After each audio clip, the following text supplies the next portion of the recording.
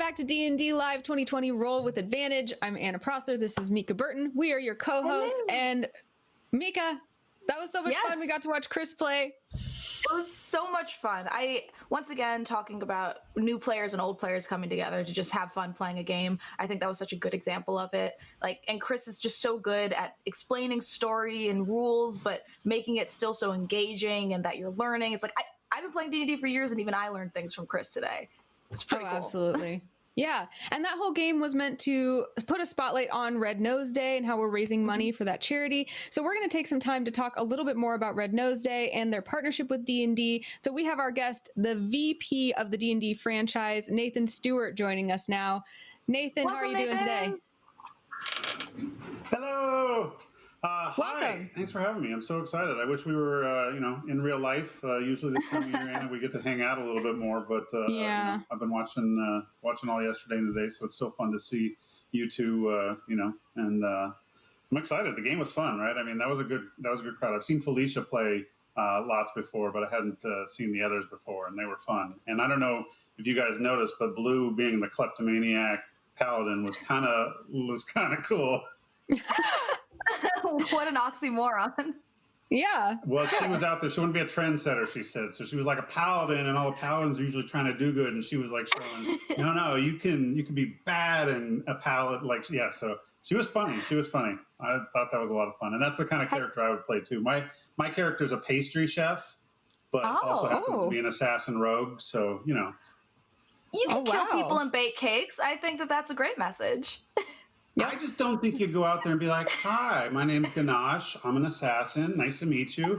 So I tell everyone that he's a rogue, and I've got like this forged document where I was Employee of the Month in Lord Neverember's kitchen, like for Mark. I mean, I wasn't like, I was a sous chef, right? I was really low down the thing. I wasn't like head of the kitchen. I don't have anything like big duck, but Employee of the Month. So it's like believable.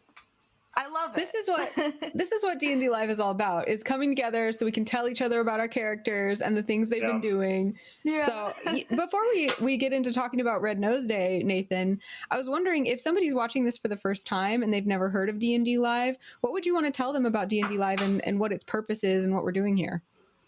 What is this? This is our fourth or fifth official. I don't even know which one we're on now. But originally, we put D&D Live together in the old format before we started calling it D&D Live as a kind of celebration of the hobby, right? I mean, we use it as a marketing excuse to kind of tell everyone about the new products and the new adventures, and we got that over with in the beginning, and hopefully people are excited about what we're coming out with. But then, we play all these games, and we are trying to showcase all the fun that D&D has. We like to show the community. We like to show the kind of the diversity of it in terms of the different types and people that we've got playing in here. We also like to kind of show the growth of it in terms of how many new people are coming on board. A lot of people have been playing annually with us at these shows every year, but every year we seem to be adding new folks, right? And so you watch today, and I sure hope that the folks playing in Chris's game will be super excited and want to come back to next year. But realistically, I mean, it's just a spotlight on this great brand franchise community, like bringing all of the people that love D&D, get them together. I've had the pleasure, obviously, of being at all of them and get to walk around and talk to people. And the words that I always hear the most from the people who are either participating in the cosplay or the talent or attendees is they always call it like D&D summer camp. It's every year where you get to come together with your friends, hang out, do these activities that you love, and then also just kind of catch up and goof off. And then obviously this year we get to add a new friend as well with Red Nose Day, so that we can add a good fundraising and charity angle to it. I mean, I think that right now more than ever, the world needs a lot of help when we're trying to not only entertain and have fun with our players in our community, but also shine a spotlight on some of the needs and hopefully help. Absolutely. Yeah, how did that... No, you go, Mika. I was going to say, since you brought up Red Nose Day, can you tell us a little bit about how the partnership with D&D and Red Nose Day came to be? Jennifer Huggins on our team, she's kind of a behind-the-scenes rock star. If you guys have never met Jennifer, she's fantastic. And she does a lot of our coordination with charities and outreach. And so I think that Hasbro actually had started the relationship with Red Nose officially from our standpoint and we just started talking about what D&D could do to kind of jump in there. As Hasbro in general would like to support charities that help kids and family. You guys saw in the break, I've got a 7-year-old daughter, and I'm particularly drawn towards helping kids, which if you've ever seen, our big push that D&D does around Extra Life, where we're trying to help sick kids. You might have heard some of the stories, but I was D&D every day, right? I mean, my worst day at work is probably better than lots of people's best days. And, so I think that privilege and that honor that the fans and the kind of the stewardship grants me means that it's my duty to do what I can. And so the things that are important to me are helping kids. And a lot of people on our team feel that way, right? And so this is one of those charities where, Greg and the whole team just really believe in this charity 100%. And one of my favorite things about them, right, is that you're looking at this charity that is trying to help end childhood poverty. But we all know that, that the childhood poverty disproportionately affects groups of kids, and so when we're looking at here, and this is Juneteenth, and this should be a celebration kind of thing, but it's hard to celebrate when you're in tough times, and it's nice to have people who care and help in terms of things. So you want to, I don't know if you guys have seen the videos going on there, but, that gal and her kid in Philadelphia, they had a tough, really, really tough time, but she was smiling, like she had really great positivity in her voice, right? And it's because, they were helping and caring. So it's personal to me, and I think that the charity itself and their mission and how they want to educate and how they want to make sure that they're helping to reach the most disenfranchised. It's admirable, and anything we can do to help.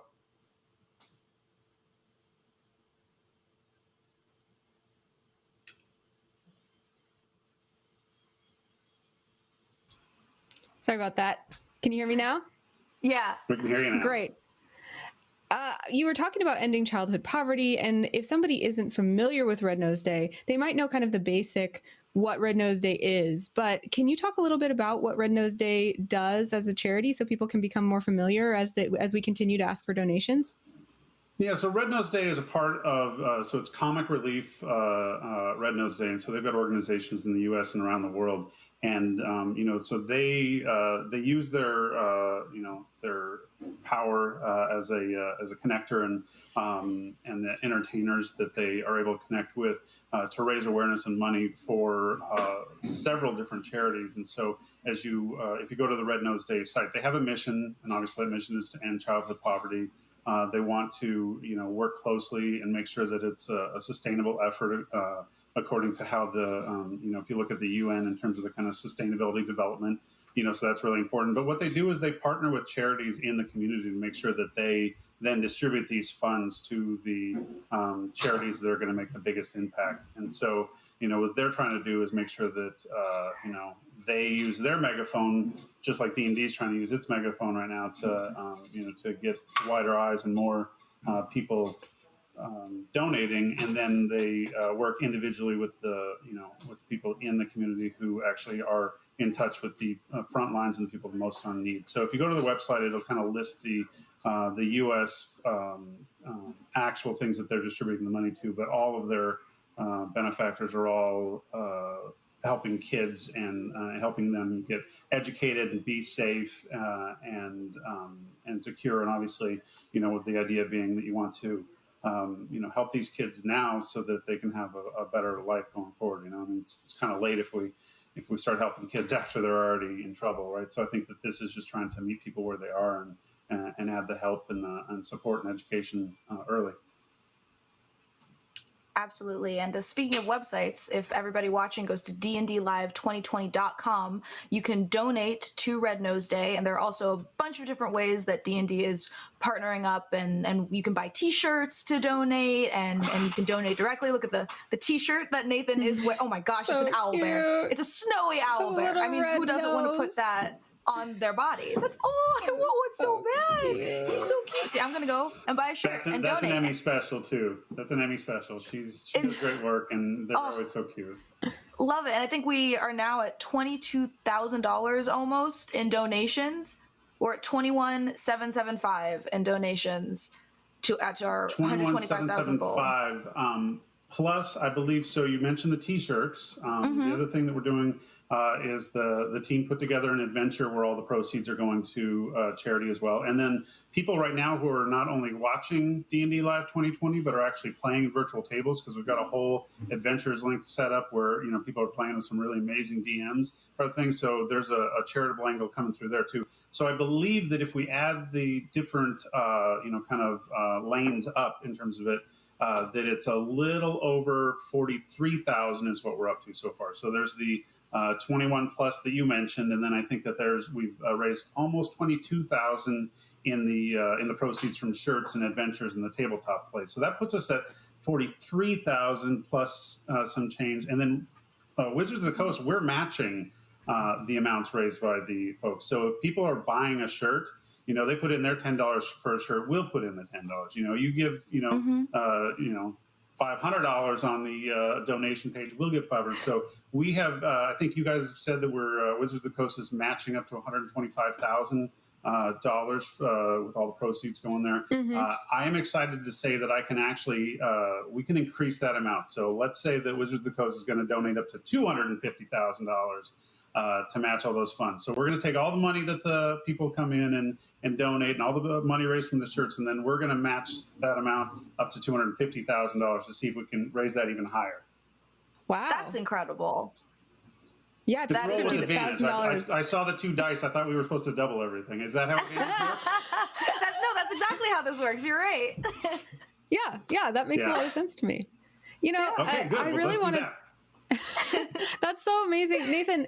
You know, one of the most important things that we've been talking about with D&D Live is that we really think that the strongest parties are the most diverse, and that the best way to combat the issues facing the world is head on and together. So for you, what does that mean? I feel like, as you're saying, you know, D&D is coming and saying, look, we're going to put $250,000 toward this, that D&D is taking its role in doing this together very seriously. And I'm curious what you would say to the community about what does it mean to come together against these issues in the world? Yeah, I mean, I think we're like a good party, right? I mean, everyone plays their role in it. And so I think that, we, as leaders in the D&D community and, as a company that can make this type of donation, have to play our role. But I also think that, as the people all come together, everyone plays a great role in the sense that sometimes doing your part just means sharing it, right? I mean, if you've got a megaphone, that's a great way to get it out there. You know, there's lots of people who don't know about the causes we're doing. So it doesn't always have to be you writing a check. Lots of people can't, or lots of people have already, right? I mean, let's be honest. There's a lot of people who are like, look, I'd love to donate to this, but, I've already donated to these other 2 charities over here, supporting really great causes that are helping the Black Lives Matter movement. And I don't have the money this month, or, hey, we've been in the pandemic and I'm not sure about my job. So I definitely want people to understand that when we come out and do this, we want to encourage those people who can to donate. And that's why, we want to match and want to give you an incentive to put your dollars to this good cause. But also, if your contribution in this is making sure that people are knowing what Red Nose Day is and knowing that there are kids who are disadvantaged and need help, that's great, right? That's a really great way to get that out across. So I think that kind of, when you're talking about like just hitting it head on, I think it's like not being afraid to talk about it, right? Like you gotta talk, you gotta share. I mean, you guys are part of the D&D community for a while, and you know that we obviously are trying to do everything we can to make this a very inviting and welcoming and encouraging community. But we can do loads better, right? I mean, when we say, hey, we want to increase diversity, when we say we want to make everyone feel welcome at the table, we don't think that's a, yay, we did it. We think that's we keep saying it every year, every event, every time, because we think that you got to say it more and more and more to hit it head on so that people can hear it, because maybe they didn't hear the last time, or maybe they weren't in a place to really hear it. And, so I think that in that it's, I think the big thing for us is just say, look, bring it front and center. It's not a button at the bottom of the page, right? I mean, we're donating airtime, right? We're putting our, we're taking our valuable resource here and making sure that we're dedicating the time and energy. We're playing, the games and putting the spotlight on it there and entertaining folks, but I also just think we're trying to be really engaged. I've been sitting on Discord and Twitch chat this morning, all morning, trying to watch. I'm not as fast a reader. Maybe there's like a skill that you got to do to be able to read those feeds. But but just really be there. Like be front and center. And I think we've said we're listening, which we 100% are. I think that listening does obviously not mean like, oh, we're going to take every word that was said and action upon it right away stuff. But again, listening to the bigger crowd, and how things are going and stuff. And so we want to make sure that we're just doing the best we can to be, just, I think, part of a really great community. I love this community. I think that, in gaming, I think Dungeons and Dragons has one of the best communities out there. I'm biased because I run Dungeons and Dragons, but I've also been in video games my whole life, and I've just never seen a community that is so giving and so welcoming and warm. I don't want to embarrass Tanya, but on the Black AAF Roundtable coming up, if you guys haven't spent any time with Tanya, the first time she came to a D&D live, we were sitting in some couches talking afterwards, and she was pretty emotional, and I was kind of worried because she was a new face, and I asked what was wrong, and she said nothing. She goes, I didn't know what to expect coming in to do this big D&D event, and it's been way better than I thought it would be. Like, you guys were great. I'm like, oh my God, that makes me so happy and sad at the same time. Sad that you were expecting worse, and happy that you got treated, that you feel so welcomed, right? So I don't know. I've been a part of a lot of gaming communities. I've been, I've been doing this for a while, and we've got a great fan base. Our community is awesome. Our partners are awesome. Our talent is awesome. I mean, Anna, you do so much to encourage D&D players, when you're not doing work with us, that it's just like, I don't even kind of know when your day stops being D&D. Mika, we haven't met, I don't think in person much, but I've seen over the last year, how much you've been involved, especially around our kind of bigger D&D community. And you guys have, played with Matthew Lillard and played with all the other folks and stuff. And you see, they never stop, right? So I think that's just it, all right? I think it's being diligent. I think it's being just vigilant. I think it's just, making sure that we always, that we don't, fundraising for great causes and doing things to help things is not a once a year kind of thing, right? It's all the time, and you gotta, you just gotta do it. So I don't know. I could talk about this forever. Obviously, I talk a lot anyway, but the fact of the matter is, Red Nose Day is doing great work. I think that when you're helping kids, then you're helping the future.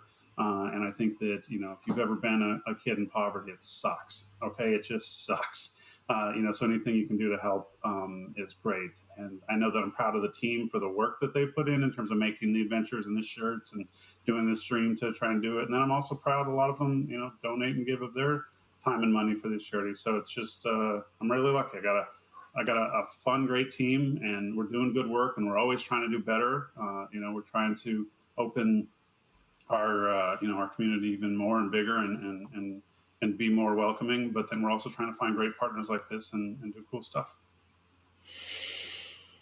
Well, I'm so excited to hear that the first step in many of those things is this match of $43,000 that we've raised so far as a community that D&D is going to match, and that they're going to match up to $250,000, which is a big drop that Nathan just gave us just now. So if you would like to donate, go to dndlive2020.com. and you can be part of that effort that we're all making together to make this world a better place. But Nathan also mentioned the Black AF Roundtable, which is coming up. I think this is one of the things I'm most excited about for D&D Live this year. The 2 Black AF Roundtables that have happened so far already over on Critical Bard's channel have been amazing. Mika, I know you talked about how you're excited about this one too.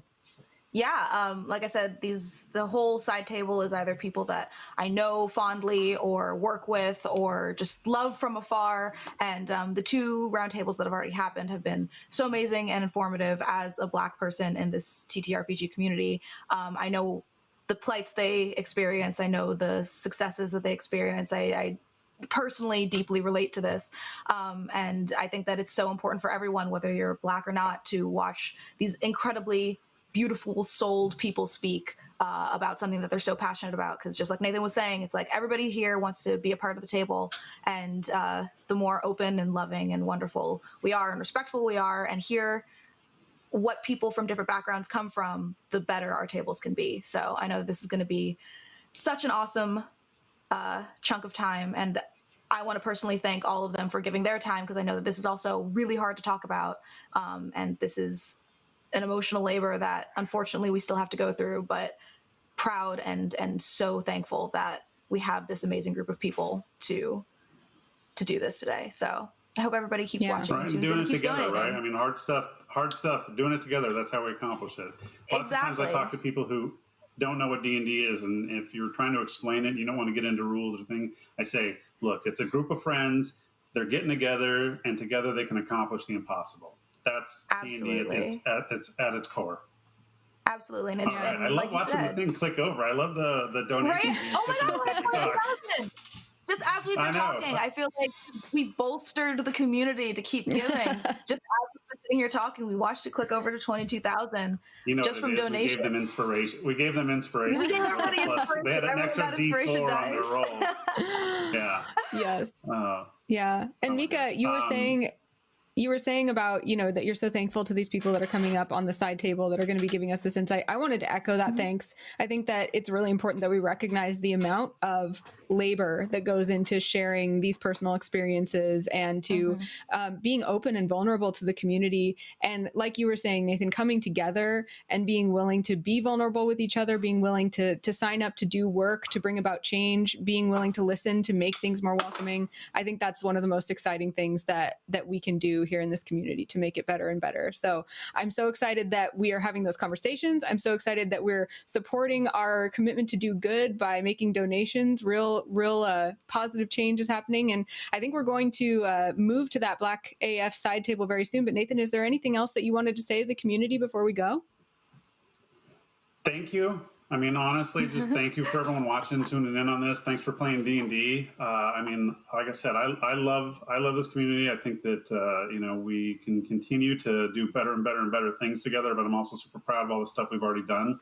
I want to say thank you to you two. I know that, being hosts probably sounds fun to a lot of folks, but, frankly, besides the production people behind the cameras, you're working every segment in the thing. So thank you guys very much. The Dungeon Masters, I'm sure, are getting lots of praise, but you guys, you make it easy, right? I don't even have to have notes. You prompt everything and stuff. So you guys are great. And we're just really appreciate that we get to have such a fun event and be, so positive and at the same time still tackle, difficult things, head on. And that's cool. And that's the kind of community I want to be a part of. So thank you for letting me be in the community, letting me work on this wonderful job. And thanks for all the money that we've raised so far and everything that you guys do. So thank you.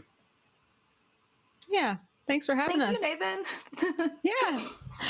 Well, guys, that'll be it from us for the time being. Just hang tight for a few minutes because we have the Black AF side table coming right up after this. See you soon.